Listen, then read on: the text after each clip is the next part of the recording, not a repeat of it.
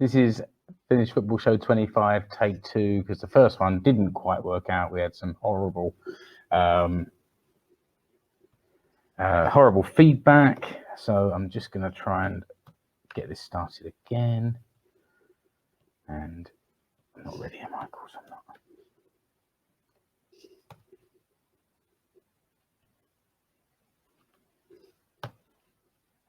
Okay, here we go. So,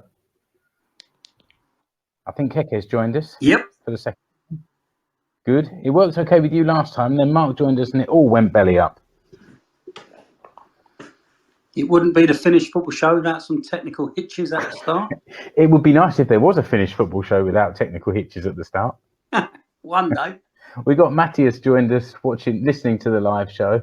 Luckily, he can't watch it. But Matthias, welcome. Hopefully Mark can get in and join us shortly, and as soon as he does, and we've got no interference, I'm going to hit that theme tune and away we go. Co-host Mark, where are you? It never quite goes the way you want it to go. For those that, well, I don't know if anyone actually managed to get in last time, but there was this horrible feedback. When it happened last week, didn't it? Or last time, right in the middle of the show. That's why we had to record it in 2 parts. So hopefully if we get it out of the way right at the beginning. How are you, Keke, anyway? Yeah, I'm good. Not bad, thank you. Yourself? Yeah, not too bad. I started actually telling people just now that before we ended the previous one, started a new eating regime this week. Low carbs, high fat, no gluten, and I want to get in shape. But it's hard at the moment. It's like detoxing. I think detoxing from all the good tasty stuff I've got. A banging headache all day, and I'm never starving, but I've just got this constant level of nagging hunger in the background. Oh no! It's not the best, but me and Satu are doing it together, so we both want to shed a few kilos and get a bit fitter. Why not? Barreling towards the age of 50, it's not good to be carrying too much around with. No way, you're not that old. Well, not quite, but in that general direction. Yeah. I just don't look it. What can I say? No, that's it. Right, let's just send Mark another invitation, see if we can get him in here. But yeah, what else has been going on? I launched my website for my company the other day. I started my own little, they call it toiminimi over here, like a little sole trader type company to do a little bit of stuff on the side, and launched my podcast, my website this week, and people seem quite excited by it. Good luck. Nobody's kind of banging down my door to give me any work at the moment, but so far the website has got some excitement anyway, which is nice. No, that's good. Good luck. I'm good at this. I'm getting good at this WordPress thing because they make it so easy. I always think if I can do it, then almost anyone can do it. And Mark has certainly managed to do it with the Finnish Football Show. Yeah, it's looking good as well. Yeah, it is, and I think he's getting to grips with kind of posting articles and then sharing them, and it's just a sort of tidy site, I think. Yeah, so decent. Yeah. Let's see. Okay, Matthias, if you're still there, for God's sake, don't go. We're about to start the show. Honest. Hello, Mark. Aries, how are you? Hello.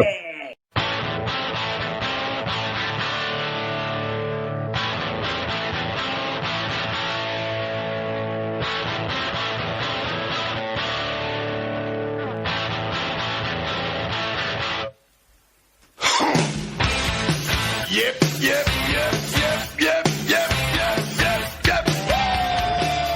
This is the Finnish Football Show. I'm Mark Wiltshire. Thanks for joining us. This is Finnish Football Show number 25. Those that were listening before the music had a little bit of chinwag between me and Keke, and I think we'll keep that in there. We have one live viewer at that moment. I don't know if he's still there. I think he is. Good. Matthias, if you're still listening, thanks for sticking with us all the way through the opening music. That's a good start to the show.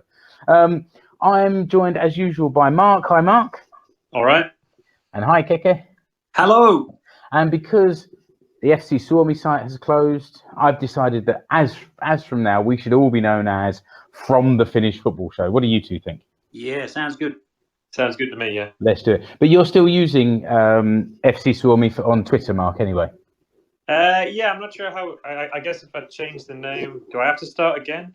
You know how terrible I am with social media. It's I can barely get my thumbs to work. So I'll look into it. Well, I tell you what, you did manage to write an article this week and share it somewhere on social media because I came across it. Hey, that was good. That was good work. But from now on, we all have the online surname of From the Finnish Football Show. I think that sounds good. Sounds good, bro. Can you believe, guys? It's only been 17 days since the last episode. Wow. I don't have to apologise for being late or apologise for anything apart from the quality of the show, and I'm not going to apologise for that. You get what you pay for. That's it. Matthias, if you're listening, have you paid anything? Exactly.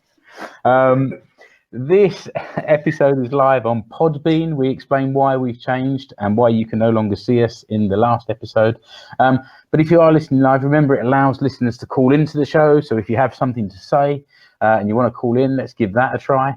I wrote in my script, we had a technical problem last week where the whole thing crashed. And we had a technical problem at the start of tonight as well, where we had some horrible kind of interference. But we'll get through it.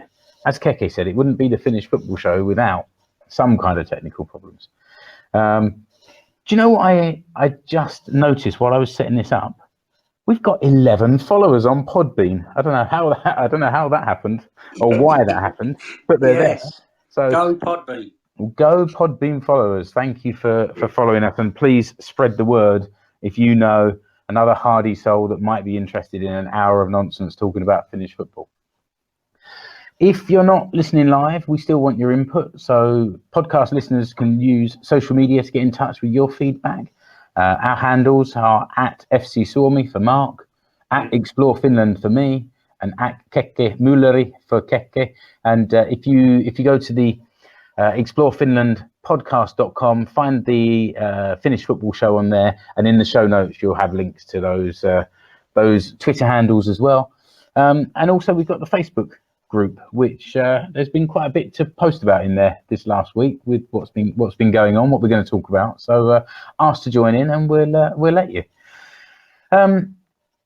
This show, episode 25 of the Finnish Football Show, we're going to preview this weekend's final round of Veikkausliiga games, discuss who might get the European places and who's going to finish in these newfangled European playoff spots. I'm coming to you for that, Mark, a bit later, so brace yourself.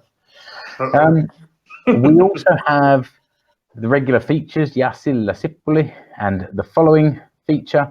But surely there's only one place to start this week, and that is with the recent games for the national teams against Bosnia-Herzegovina and against Armenia. So I think we can, maybe that is the news. Why don't we kick off the match, start the first half, and go straight into those Euro qualifiers? There's the whistle. I'm going to go sparingly on the whistle this week. I think I got a bit whistle happy last time, so I'll use it where it's appropriate. It was quite a weekend, boys, wasn't it? Amazing. Yeah. I think we all had our different experiences of watching the game on Saturday. So Saturday the 12th was Bosnia-Herzegovina 4, Finland 1. I think that, first of all, Keke, we have to throw it over to you. Give us a little bit. You were there. You travelled over to Bosnia for the game. I did. I went to Sarajevo, via Vienna from my base in London. And first of all, despite the result, it was an absolutely cracking weekend. The Sarajevo's a hugely interesting place. So much history there, ancient history, recent history. So much going on. It's definitely worth a visit, and I'm pleased that Bosnia Herzegovina were placed in our group, so that it gave me the opportunity to go there. So that's that. It was great to catch up with photos that you sent back. It wasn't just the football. You had a little bit of time for sightseeing as well. Yeah, so I arrived on when did I arrive? Crikey, I arrived on Friday morning, I think, something like that. Yeah, Friday morning. The game was on Saturday, so we had most of Friday to have a look around. We looked around downtown Sarajevo. It's you've got the sort of Ottoman side of the city where the Ottoman Empire were running the show down there for however long it was, however many years ago, and then you've got the more European side of the city from when the Austro-Hungarian Empire were in charge down there. So really contrasting sides to the city. We had a look round.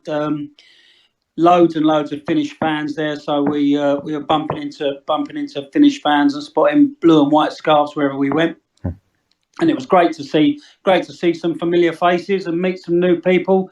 The base, the SMU Corps made their base in Cafe Tito, named after the communist leader who used to run Yugoslavia, and we had a few beers and some local food and really enjoyed ourselves.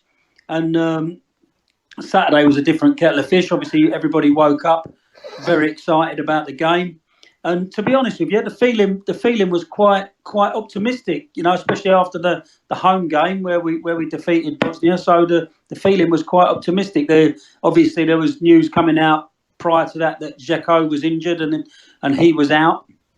So people were feeling quite good.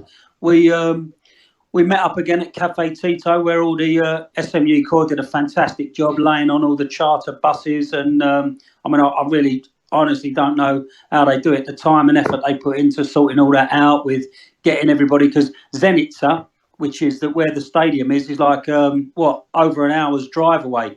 So there was like 8 or 10 buses, all completely full of Finnish fans, and together with our police escort, we made our way down to Zenica.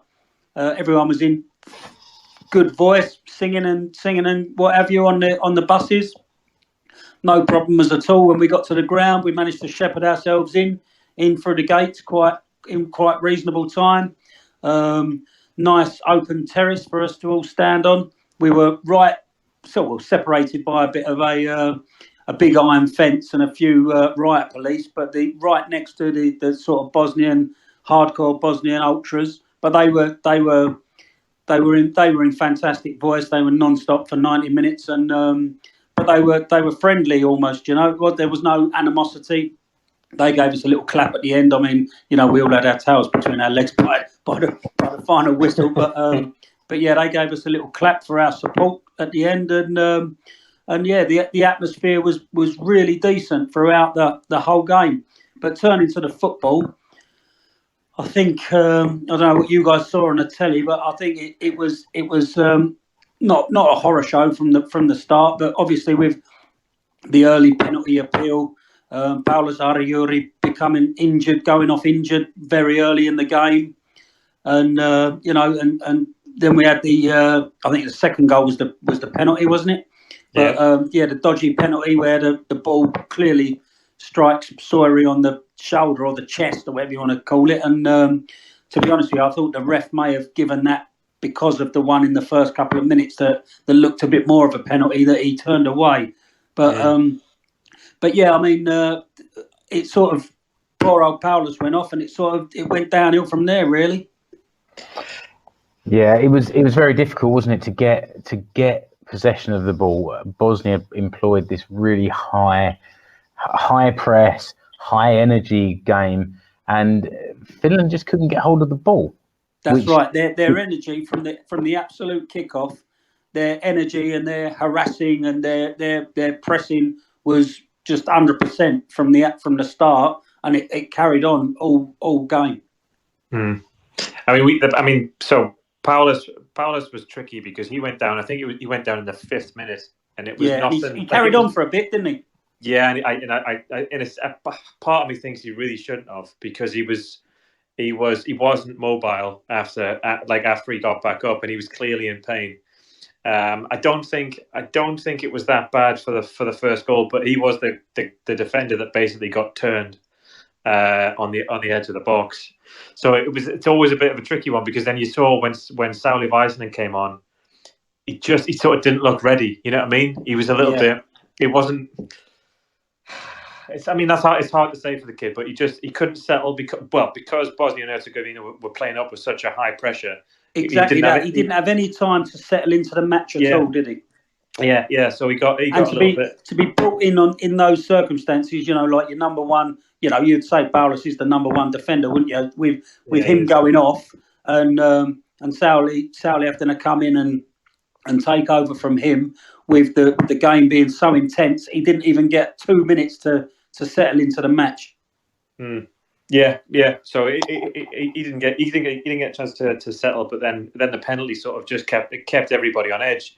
And I think you can speak to this one, but it's sort of Bosnia played with a really high pressing game. There was a lot of energy, tackles flying about, and the fans in the crowd were just roaring them on. And I think that happens at games sometimes, when the team just sort of responds to the fans and the fans respond to the team. And we just didn't have a respite. We didn't have a break for the first half an hour. It was the same in the stadium. We did our best. There was getting on for, I think it ended up being around 800 or 900 of us there.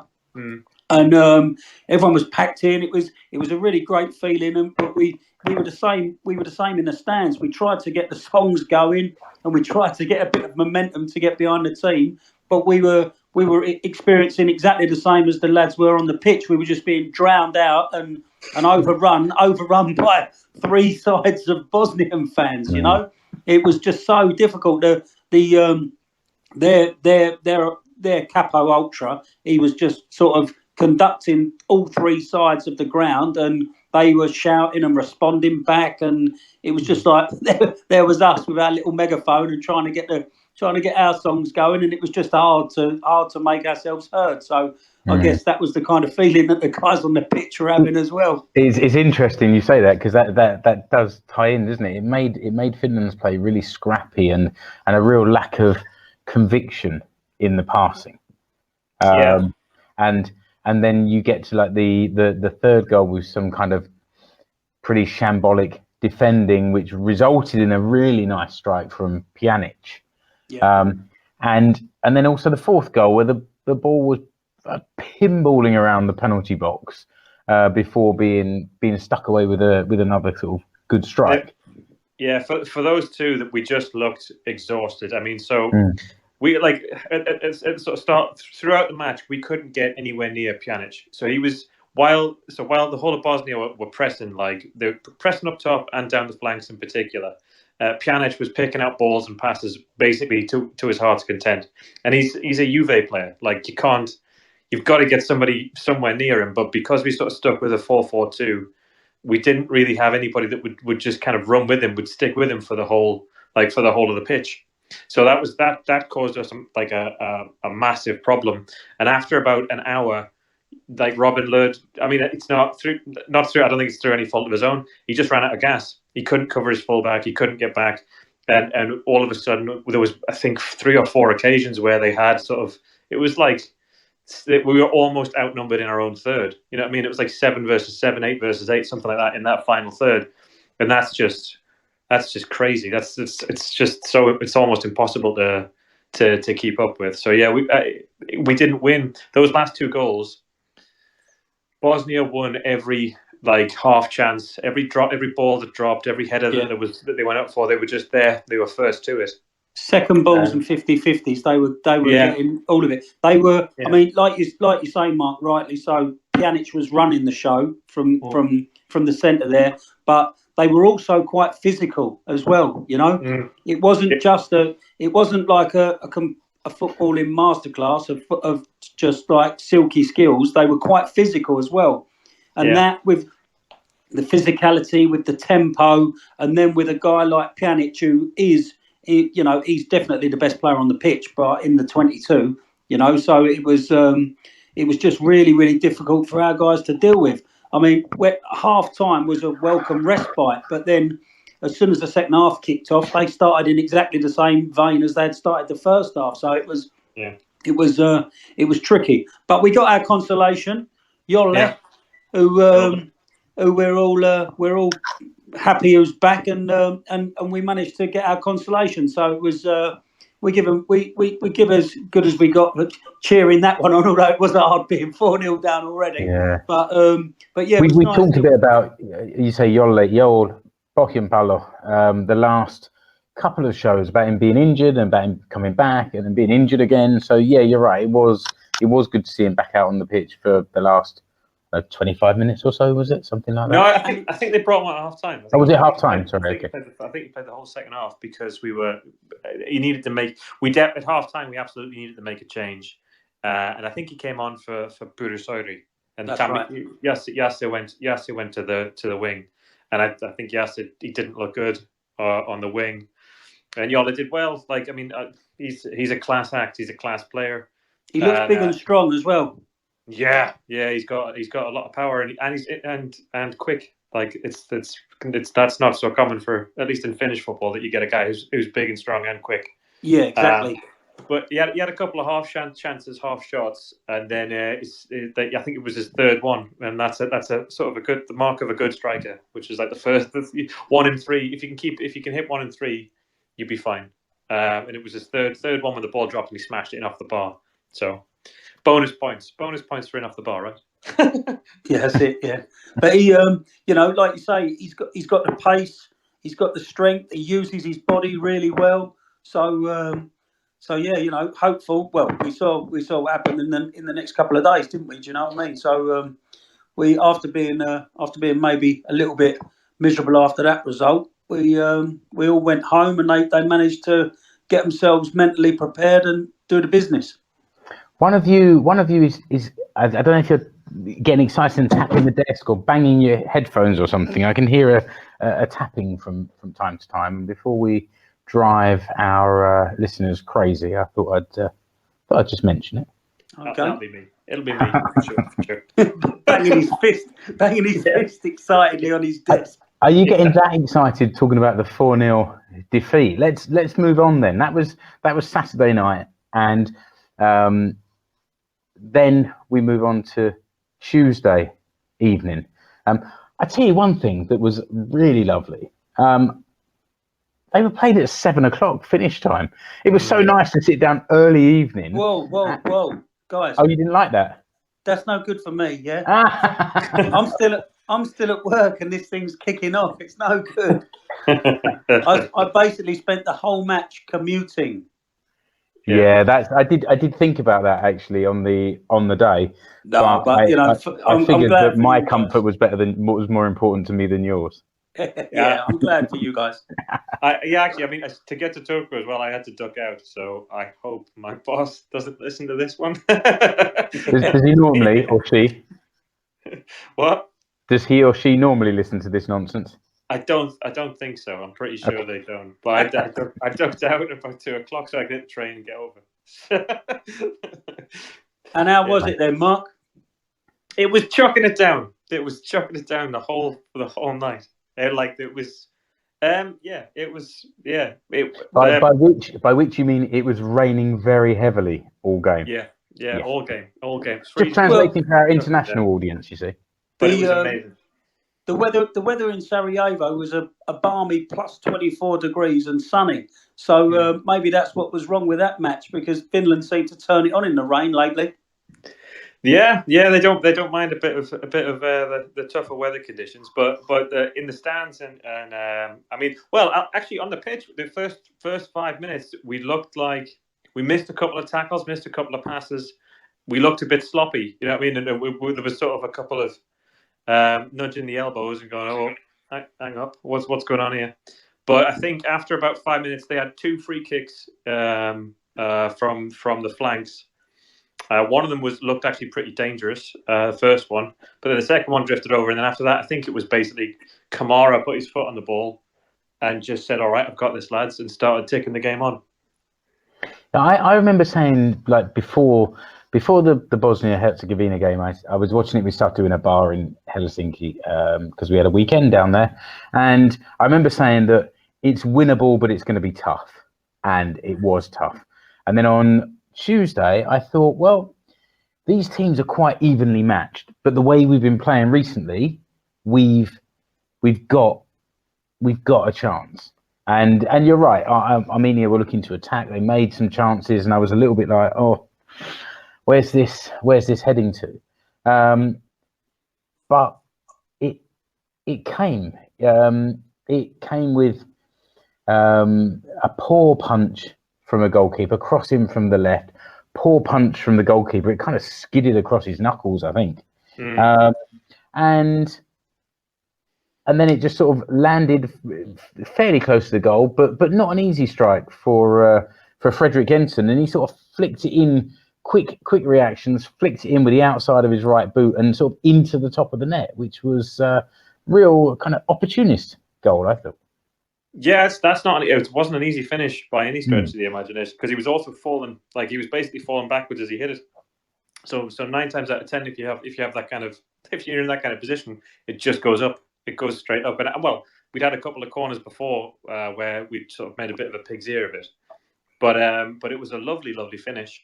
I think as well for the keeper, we should also say that Lassi Lappalainen was on the corners. He was sticking the crosses in, and he kept throwing in lovely outswingers that they were landing perfectly at the back of the 6-yard box. So it was a good cross, and the keeper flapped at it, but it was a hell of a reaction finish. Just a really great finish.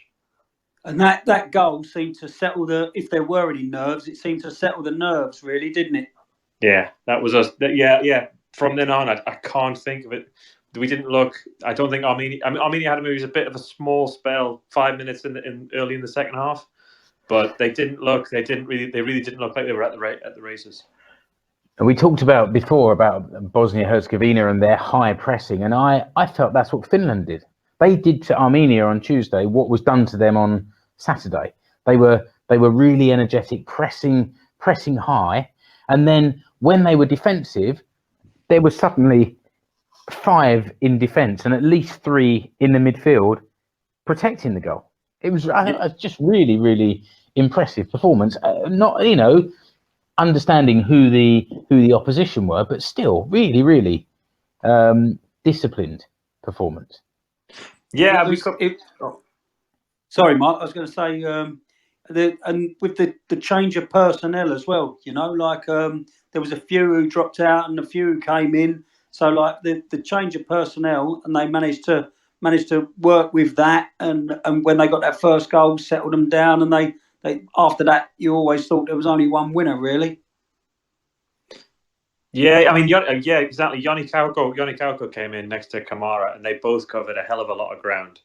Kauko was really that might be the best game I've seen him play in a Finland shirt. I think probably ever.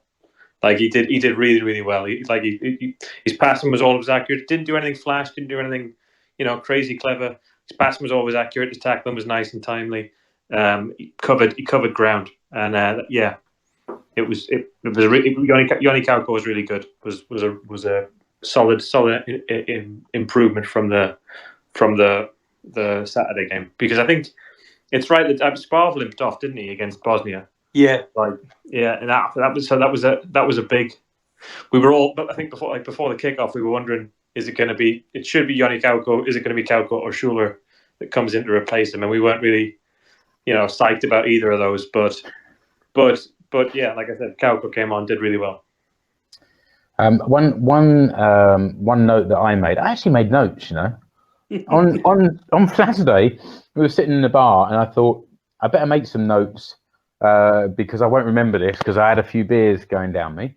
And then on Tuesday, I just thought, well, there's some things that are worth noting here. And I wrote here that there were some really lovely passages of 1 and 2 touch football throughout the game, and this created a chance in the 6th minute, the 68th minute, and the 84th minute. So it went flying past just across the face of the goal. So it was 3-0, but there were 3 other, if not golden chances, they were really good half chances right. And this is what I saw flashes of in the Italy game, where I think maybe Keke did, that you didn't notice. And we discussed that last time. There was a lot more of it this time, and I think it starts with the energy up front in winning the ball back quickly, and then getting that confidence again that they didn't have in the previous game to play some really, really nice 1-2 touch football. It's good to see. And then we had the kind of icings. I think there were 2 icings with the second and third goal. Mark, do you want to describe the second goal? The second goal was so both Freddie Jensen and Jolle, like when you talk about that interplay and the pass and move that got guys in behind the Armenian defense, both Jolle and Freddie Jensen came in and did really well, dropping back from the front line, picking up the ball, controlling it, and then bringing in people all around him. For the second goal, I think it would have been Jukka Raitala or someone, or maybe even Joona Toivio, that kind of pumped a long ball forward. Jolle won the header. It sort of bounced into like a 50-50 zone, and 2 Armenian players sort of made a play to get it, and Jolle just sort of drove himself into it, put his foot around the ball, did a kind of half pirouette, and then just slipped the ball like perfectly through the centre for Puukki. Teme did what Teme's been doing all season. You know, he burned past the defender, took a touch, dinked the keeper. It was just a one of those. It really was. It was. He chipped it, but a dink suggests that it comes down the other side, but it kind of chipped it from far out in the penalty box, and it hit sort of the top of the net, like the roof, almost the roof of the net with a chip. It was real confidence player. Someone who's clearly on top of their game. I thought I saw a little bit of backspin on it. I'm sure he got sort of. Did he get? He got the dink on it, right? I mean, yeah. It was, it was a hell of a finish, anyway. No, it was, and the third goal was a similar kind of goal, really. Now this one I would say was more of a dink. This was more of a little low, a similar goal played through this time by Shula, who'd come on as a sub by then. Played it through to Puukki, and this time he went sort of just over the keeper, went low, and number 3, and we're all kind of getting excited then. Yeah, every after that we were all just sort of losing our marbles because it generally been very tense before the game, and when that happens, when it's tense before the game, you get like a lot of relief and euphoria. But we looked so good on the pitch that like there was just no way for Armenia to get back into the game, and it didn't look like we slowed down. So that goal was 87, 88 minutes, something like that. We were still going. Like if the game had got on, we'd have got another 4 or 5, and we could have had more during the game. So it was happy days all around. And then the fun continued with the evening game. Yeah, that's a really good point, because I said to Satu that Bosnia Herzegovina are playing away in Greece, and as we've beaten Armenia, the real challenge now was coming from Bosnia. And she said, "Oh, do you want to watch the game?" And I was like, "Oh, but we've had the benefit of an early kickoff. Let's not sit up until midnight watching this game." So the next morning I woke up early for work, and she had a late shift, so she was sleeping in, and I saw the result, and it was all I could do not to jump out of the bed at like 5:45 in the morning and start bouncing around the bedroom in excitement, because what happened, Keith? Well, they went and did us a favour, and Greece turned over the mighty Bosnia, who had smashed us a couple of days before. They did. They used all their goals up on Finland and ballsed it up on Tuesday against Greece. What was the score? It was 2-1, wasn't it? And the winning goal was an own goal, I believe. But I didn't notice that. Yeah. They didn't count. Bosnia in that game, they were a shadow of the side that we played. They were just not the same guys. And did you watch it, Mark? Yeah, I watched the game. Credit to Greece. They this new Dutch fella they've got. he's taken a couple of games to try and find his feet, but they're sticking with a 4-3-3, and he's basically chucked out all the old pros and brought in a bunch of young kids. So Greece were visibly the better team. They hit the post. They had a bunch of like really clear chances. This kid, what was that young number 7? I think he was called Masoras, something like that. He missed about 4 or 5 gilt-edged chances, and we were sure that Bosnia were going to nick it because they had been shocking like through the whole game, but Greece couldn't convert. And then there's a guy who, my new favorite footballer in world football is a guy called Ionas Fetfatzidis. He's a Greek sort of mid-table midfielder who's got a touch of the Losser about him. So he likes to step over. He's got a bit of, let's say, ballast on him. But he's the kid who broke through and he stuck in a cross from the right, and Kovacevic is the one who stabbed it past the keeper. So he's my new hero is Fat Fetsidis. He's my guy. And at that point, the whole of Finland went bananas. It was a miracle I made it to work the next day. Even it was so funny. There was so much stuff coming out on social media like, oh, thank you Greece, and oh, well done Greece, and even the official Palolito Huuhkajat channels were saying they were doing videos like Kiitos Kreika and all that stuff. So it was like it was massive. Yeah, it was just unbelievable, unbelievable. And what it means is that. What does it mean? Tell us. What it means is that Finland need one more win to qualify for Euro 2020, and the next game is at home to Liechtenstein. It is, and that's breaking news. That's led me to book some flights, so I shall see you there. Oh, you're coming over? Yeah, of course I am. Yes, get in. You got a ticket? There's ways and means of getting tickets. Well, if you've got ways and means, I'll get a train. Yeah, I'll see what I can do, of course. Right. Well, let me know when you land. I'll meet you up beforehand because I'll be there. Yeah, nice. I'm looking forward to it. We've got to be able to make that happen, surely. Yeah, it'd be good. So, yeah, I'm coming. Yes. It's going to be historic, it's going to be, you can't miss that, can you? That's the one. It's the one. No, that's quite right as well. And then it's followed by Greece away a few days later. So the Liechtenstein home game is on the 15th of November, and then the Greece away game is on the 18th. And you'd like to think that you don't need to go to Greece to need anything. The way the table is at the moment. But let's just perform like we did on Tuesday, and we'll do that for sure.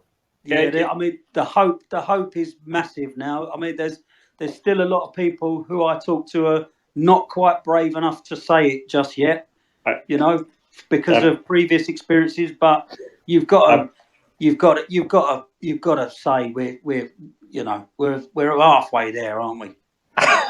Halfway there is about right. That's where I'm at. That's the attitude. With one game, with one win needed out of the last 2 games, we're halfway there. Yeah, we'll go with that. I think. I mean, the other thing is that same night, Bosnia play Italy. So I think it works out that way that if they have to stay, they've still got to win every game. Yep. So we've even got that out, which is that if we somehow fudge it up and get a draw against Liechtenstein, Bosnia need to go and beat Italy in Italy, and they've never done that. They've never beaten Italy, I think, in competitive matches ever. So there's even that on our sides. But so maybe the stars are aligning. And with that, I reckon it's just about half time, don't you?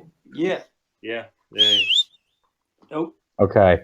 So I'm gonna step away from my mic for about 30 seconds. But while I'm doing that, Mark, can you explain this week's Yasil Lasipuli? Explain what the feature is, and then explain what the word is and why. Absolutely. So I'll be back shortly. Okay.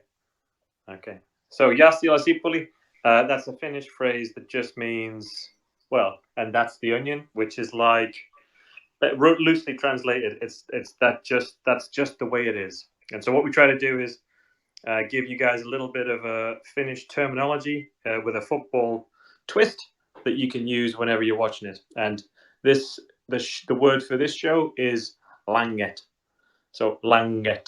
Langet is megs or nuts, depending on where you're from in the UK. It's when you pass the ball through the legs of your opponent and then collect it smoothly on the other side. Langet. Langet.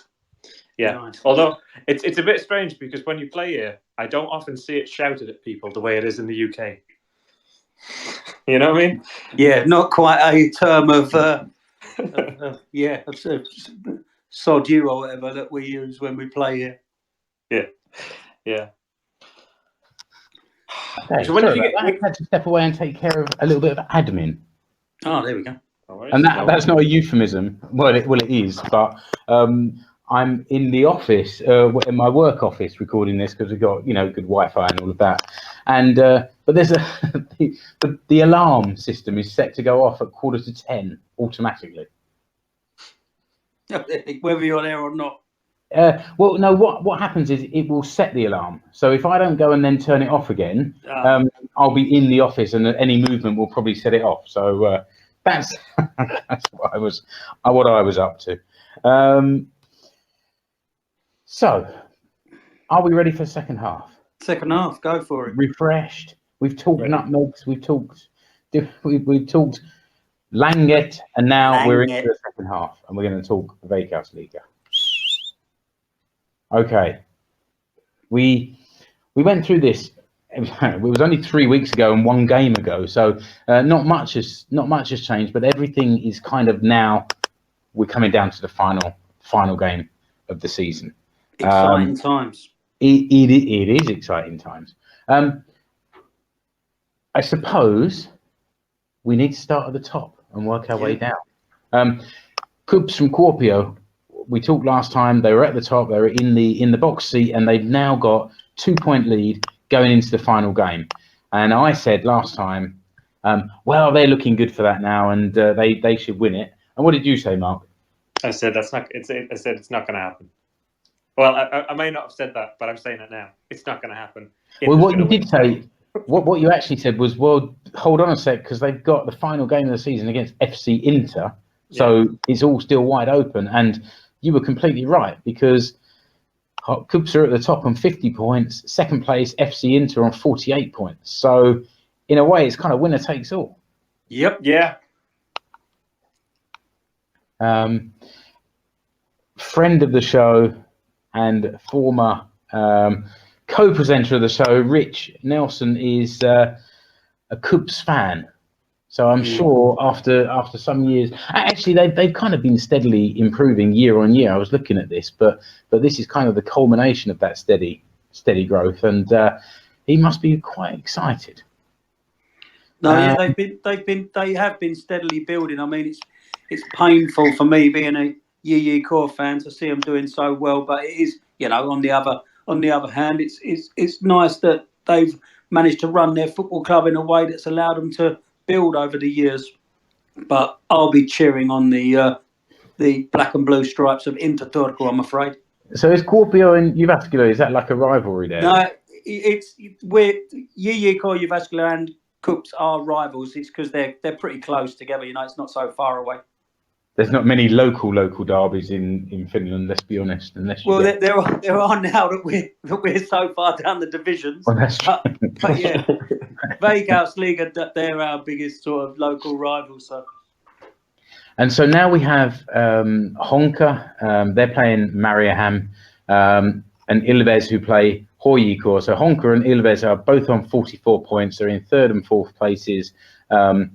They'll either finish in third or fourth, just depending on the results and goals and whatever at the weekend. How does this look for the playoffs, Mark? What does this mean regarding the kind of European places and any playoff places? Okay, so there's the relegation league, or the Challenger League. It's called technically the Challenger League and the Championship League, and the winner of the Challenger League goes into like a side playoff against 4th, 5th, and 6th from the Championship League. So what that means is that first goes to the Champs League qualifiers, second and third go to the Europa League qualifiers, 4, 5, and 6 now go into a competition against the winner of the Challenger League. They play each other until there's a winner of that side pot, and then the winner of the side pot plays the third place team. I was so hoping that by the time we got to this stage of the season, it would be Clear. a bit simpler. But I'm still barely any the wiser. Okay. The winner of the league goes to the Champions League qualifier. Second place goes to the Europa League qualifier. The third place team has to play one other team to decide whether they or the other team go to the Europa League. The other team is determined by the 4-team tournament that happens after the league finishes. Okay. Oof. It's still it's still not clear. and it's also muddied further because Ilves could come third or fourth, and they've already won the Suomen Cup, so they've got a European place. Yes, that's right. I'm glad. I think what that means is that however the draw goes, one of the semi-finals gets a bye, which means one team. I think that's how the thing. But I'll be honest with you. I've already explained too much. We'll have to wait and see how things sit on Saturday evening, I guess. Yeah.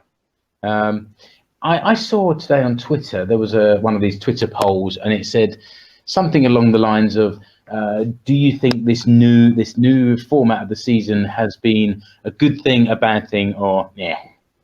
And I think it has to be. I mean, it's a strange thing, and it's a slightly incomprehensible thing to traditional football fans like us, who are used to league tables and a winner and 3 down and 3 up and all that.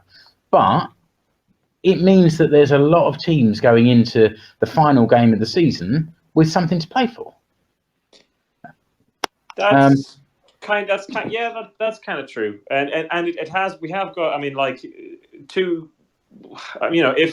if Coops had a loss, I think then there'd have been more teams. Well, there's 4 points, 5 points, something like that. That separate the top 4 teams.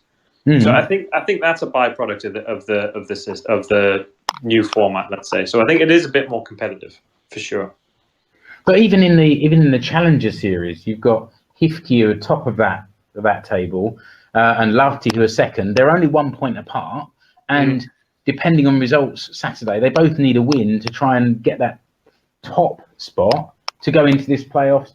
So essentially, you could come 6th and still be in with a chance of getting a European place, which is, maybe not necessarily the quality of team you want going into Europe, but hey, that's the format this year. So there's a way in, and if they come in that top place there, they're going to have a few games before they get a chance to fight for that European place. So, but it keeps things interesting anyway.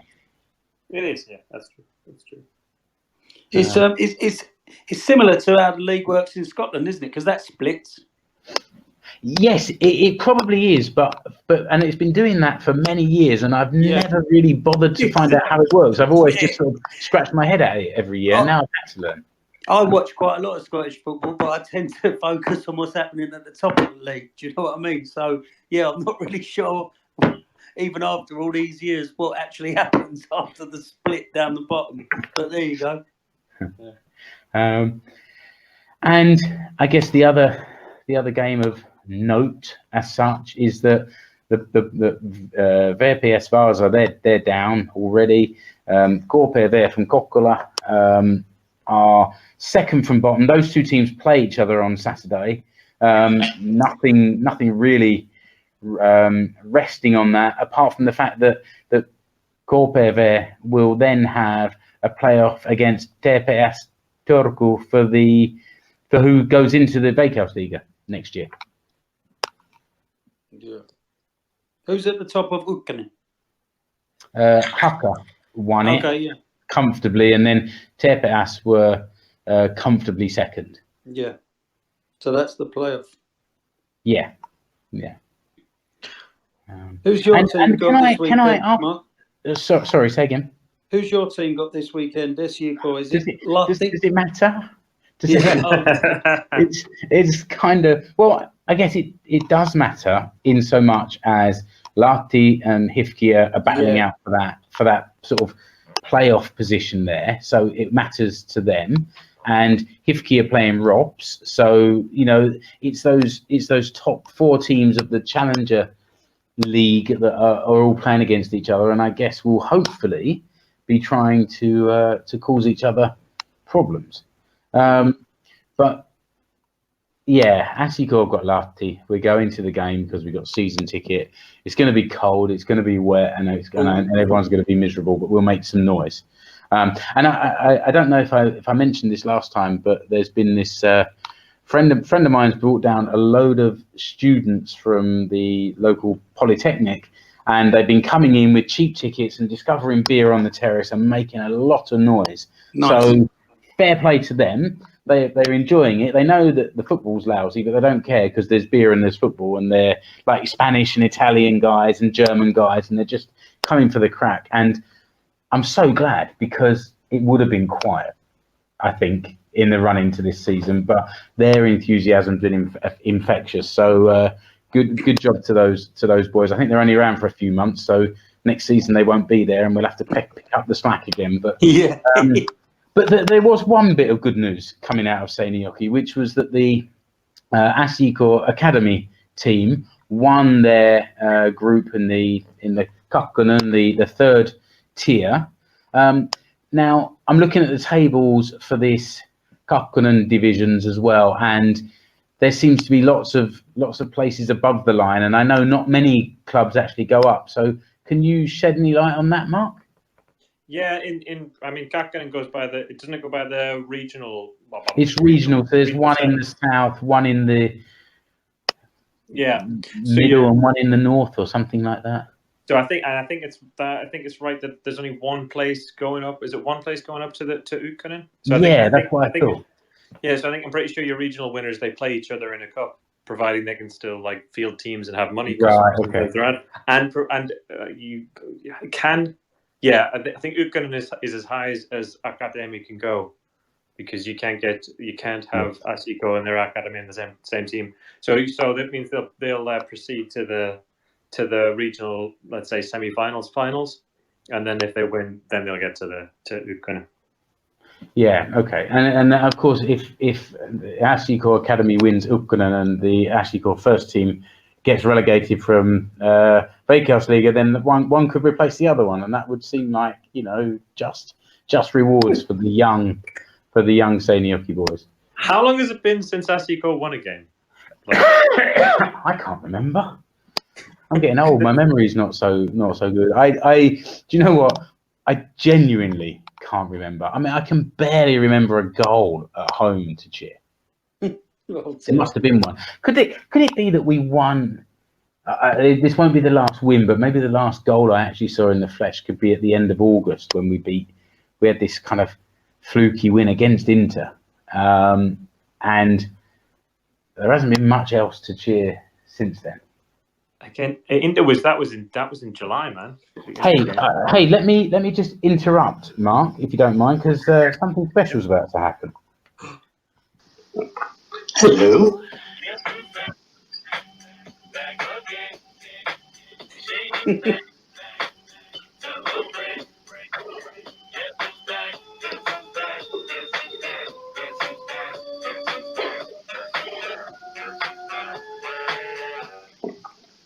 I'm going to start this off by introducing a guest caller by saying the immortal words.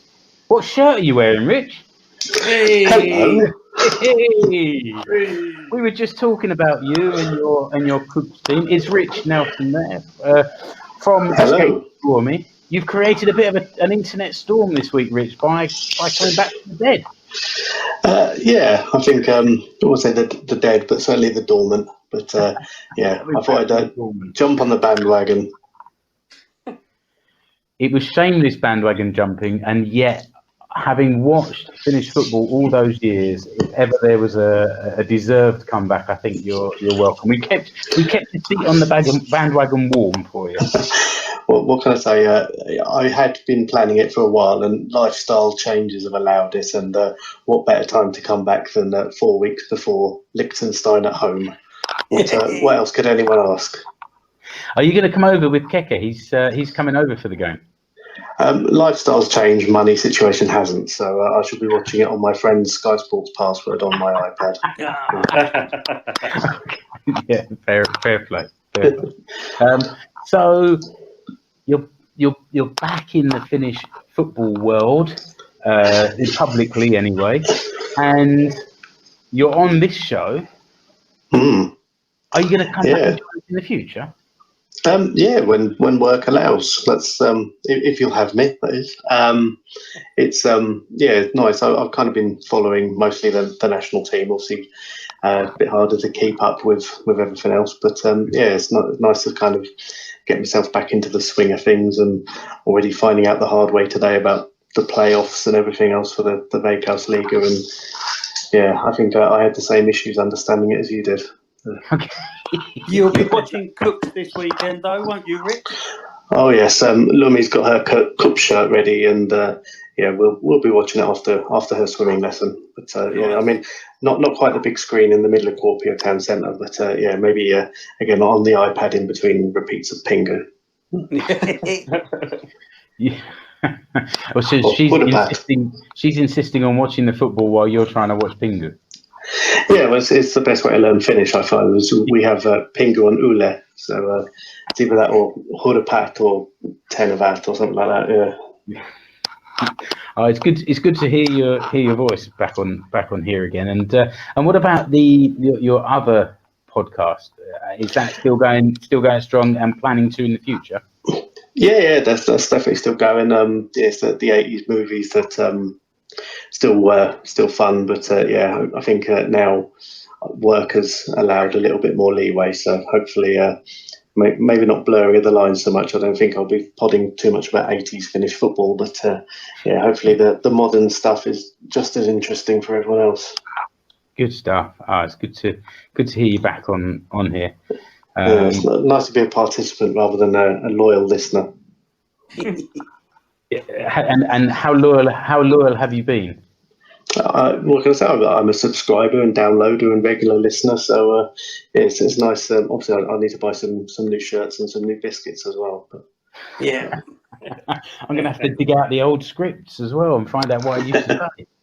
I think that we're kind of coming to the end, but that's quite a nice way to sort of wrap things up, and the four of us can do this in future, and I'm thinking off the top of my head, but maybe it gives an opportunity to do more of these shows where there's a couple of us get together and just to get some shows out a little bit more regularly. It should be easy to perm 2 from 4 and put something together a bit more regularly. So that sounds good, and I think we've definitely got something to talk about in about 4 weeks' time. We'll have the Finland, let's keep it neutral, hopefully qualifying for the Euro 2020, and we'll have Fingers to crossed. back at the.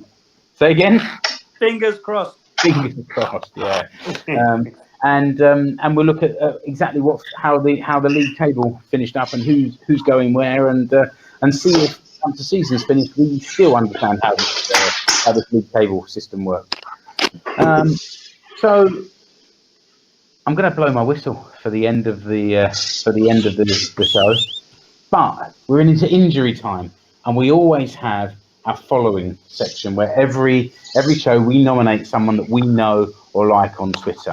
And for once, I've chosen the person we're going to nominate, and it's with perfect timing because he's just joined us again on the show, and the Escape to Suomi Twitter feed is back to life, and you've been trolled by the Finnish national team captain. Yeah, he gave me a telling off. He gave me a very nice send off sort of a year ago, and has clearly decided that I am persona non grata, and probably the reason why Finland have done so well in the last sort of 15 months or so. It's because you haven't been involved. Yeah, I think so. I mean, I took one for the team, and hopefully my return hasn't jinxed things. Well, if Finland managed to lose the last 2 games and not qualify, we might have to reconsider this whole reappearance. Yeah, I'll be escaping to Bosnia, I think. We'll have to make you dormant again. Yeah, so a few people say that quite often. Sure they do. So your Twitter handle is @escapes2swarmy, and how do you like in the past you had your own website with the same name, and I think you're going to do some stuff with us on the FinishFootballShow.com. So what is your Twitter? What do you do on your Twitter feed? So the Twitter is going to be sort of more live, sort of real-time stuff, a bit of very sort of short Twitter-based stuff, silly pictures and very sort of news clips and things like that.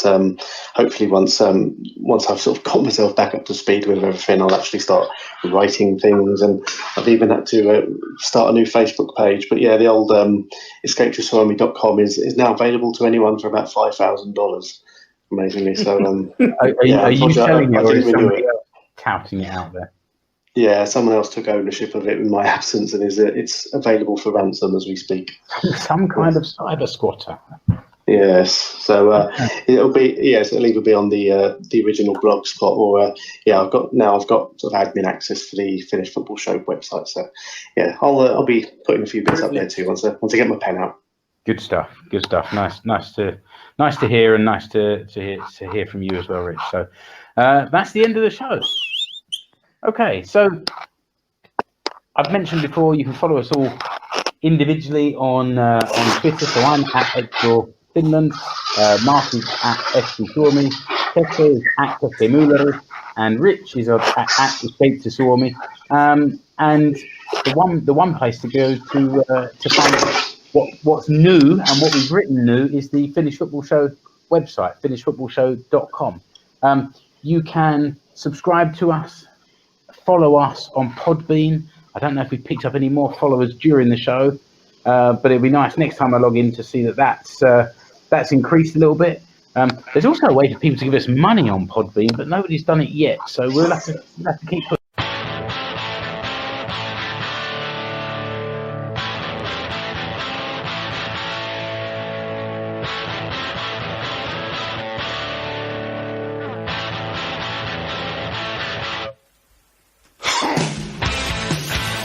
Yep.